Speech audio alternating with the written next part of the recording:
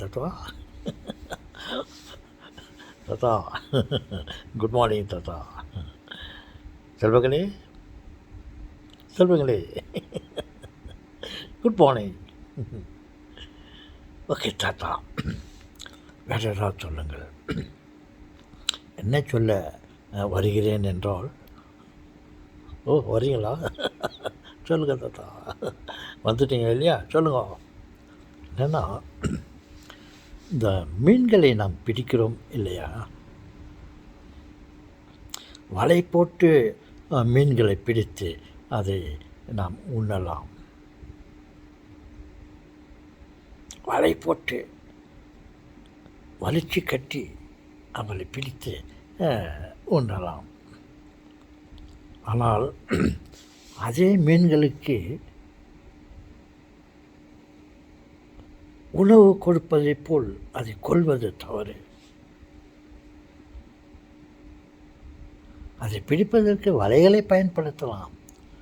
ஆனால் கொடூரமானது ஒன்று இருக்கிறது என்றால், கொக்கியில் உணவை போட்டு அந்த மீன்களிடம் காட்டி அந்த மீன்கள் அந்த கொக்கிலே இருக்கும் உணவை, அது கொக்கிலே நம்மை கொல்லப்போகும் ஒரு சாதனத்தில் உணவை வைத்திருக்கார்கள் என்று அறியாமல் அந்த கொக்கிலே இருக்கும் உணவை சாப்பிடும்போது அது மாண்டு விடுகிறது அல்லவா?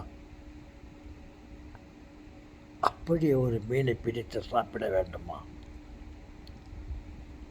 தைரியம் இருந்தால் வலை போட்டு இல்லை தண்ணியில் இறங்கி அதை பிடித்து சாப்பிடலாம். உணவு கொடுப்பதை போல்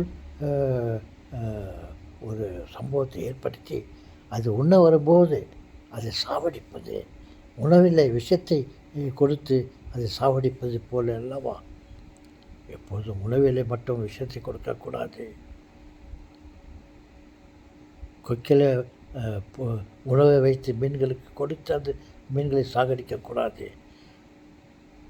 சாப்பிட கொடுப்பதை போல் அதை கொள்வது பெரிய தவறு என் சொல்வங்களே. அந்த மாதிரி தவறுகளை நாம் செய்யக்கூடாது.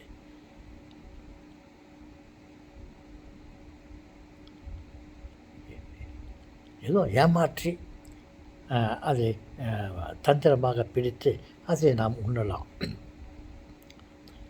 ஏதோ மீனுக்கு உணவு தருவதை போல் அல்லது ஏதோ ஒரு ஆசை காட்டி அந்த மீனை பிடித்து சாப்பிடலாம்.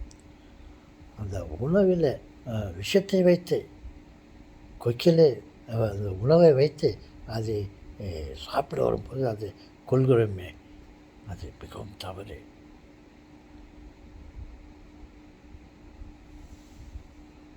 மிகவும் தவறு.